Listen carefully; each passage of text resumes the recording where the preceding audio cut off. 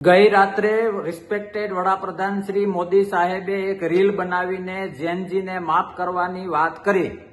સો ચૂહે ખાકે બિલ્લી હજકો ચલી, આ કહેવત હવે સમજાણી.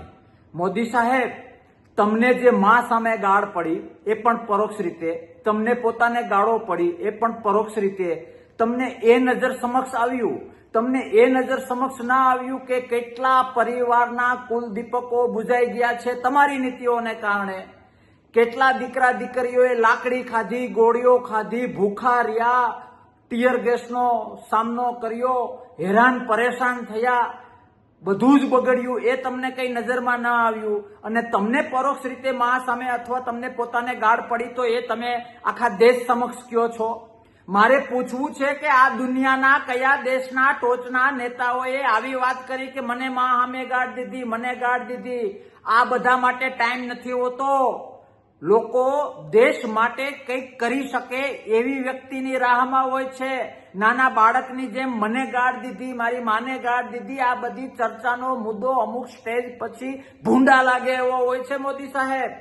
મોદી સાહેબ, મારે તમને કહેવું છે કે માતૃદેવો ભવ પિતૃદેવો ભવમાં જો તમે માનતા હોવ અને તમને આ ગાળમાં એટલી બધી તકલીફ રહી હોય તો જે ઘરમાં દીકરો કે દીકરી ઓછા થયા છે એ દીકરા દીકરી આકાશમાંથી નથી ટેપકા.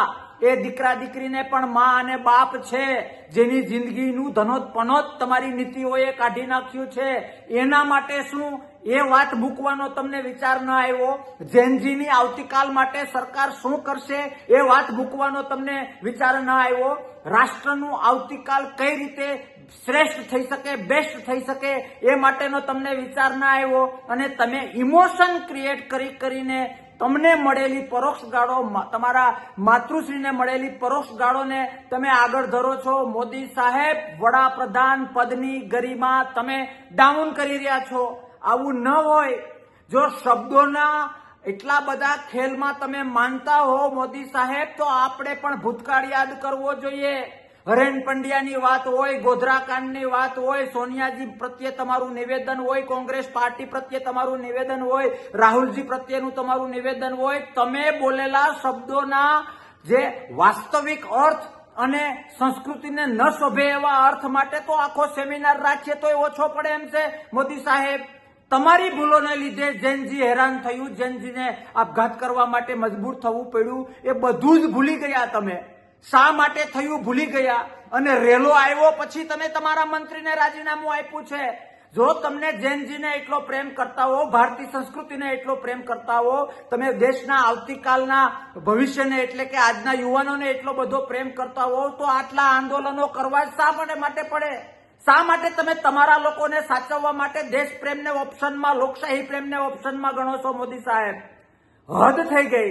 અને હા, નાના બાળકો, આ તમારા જ વાક્યો છે. 15-20 વર્ષના છોકરા છોકરીઓ ભૂલ કરે અને એમાંથી શીખે, એને માફ કરવું જોઈએ.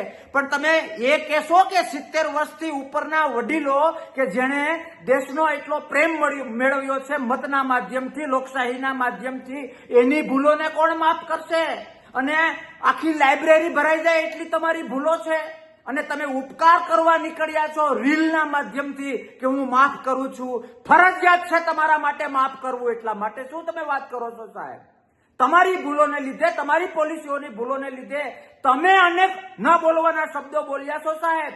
એ કઈ તમને યાદ નથી આવતું? આજે તો રેલો આવ્યો છે, રેલો, કે જો જૈનજીના મગજમાં નકારાત્મકતા ઘૂસી જશે તો મોદી સાહેબે જે આભાસી ઇમોશનો ઉભા કર્યા છે એ ભસ્મીભૂત થઈ જશે. પણ મારા શબ્દો યાદ રાખજો રિસ્પેક્ટેડ મોદી સાહેબ. તમારો જે ભરોસો તમે ખોટી રીતે ભ્રમિત કરીને જે ઉભો કર્યો તો એ ભરોસો ભસ્મીભૂત થઈ ગયો છે. તમારો એ ભરોસો ભસ્મીભૂત થઈ ગયો છે. હવે તમે ગમે એટલા લાગણી વેડા કરો, ગમે એટલા ઇમોશન વેડા કરો, હવે ભેગું થશે નહીં. દેશને માફ કરો મોદી સાહેબ. તમારી ઉંમર તમને આંબી ગઈ છે. રાજીનામું આપો અને ભજન કરો તો બંધ મુઠ્ઠી રહી જશે. બાકી તમારો પાર્ટી પ્રત્યેનો પ્રેમ અને એ પ્રેમ પણ દેશ પ્રેમના ઓપ્શનમાં, લોકશાહી પ્રેમના ઓપ્શનમાં, જૈનજી પ્રત્યેના પ્રેમના ઓપ્શનમાં તમને જે સત્તા ટકાવવી છે, તમને જે તમારી પાર્ટી પ્રત્યેનો પ્રેમ છે એ ખુલ્લો પડી ગયો છે. મારે પણ જ્યુડિશિયલને કહેવું છે કે હું ક્યાંક કોકની બે ગાળો ખાઈ લઉં, મને પોતાને થોડીક ગાળો ખાઈ લઉં, મારી મા સામે થોડીક ગાળો ખાઈ લઉં, તો શું મને 20-20, 25-25 હત્યાઓમાંથી માફી મળી જશે? હું થોડીક ગાળો ખાઈ લઉં અને જેનજીનું જે થવાનું હોય એ થાય એ ટાઈપના નિર્ણય લઉં તો શું આપણું બંધારણ મને માફ કરશે? જો એ ના કરી શકે તો તમારી પણ ભૂલ છે. મોદી સાહેબ, કયા સમયે કયું સ્ટેટમેન્ટ આપવું જોઈએ તમારા જેવા વ્યક્તિને શીખવાડવાનું ના હોય. તમે બધું જાણો છો, તમે રાજકારણમાં ખૂબ એકા છો, પણ હવે તમારા દિવસો ભરાઈ ગયા છે, બધું ઊંધું પડી રહ્યું છે. એટલે મહેરબાની કરીને ચિંતા આજે તમારે કરવી હોય તો તમને પડેલી ગાળોની ન કરવાની હોય.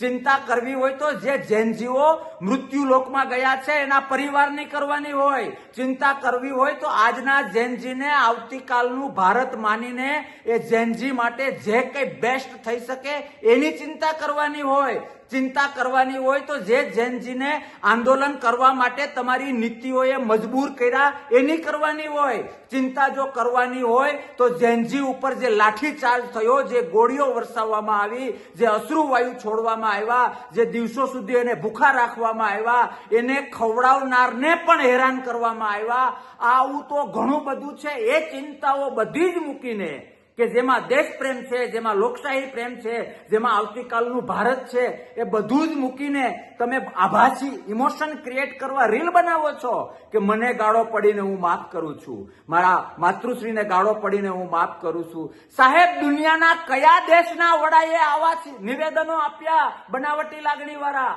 માફ કરો, માફ કરો. તમે તમારા પોતાના ભૂતકાળના નિવેદનો યાદ કરો.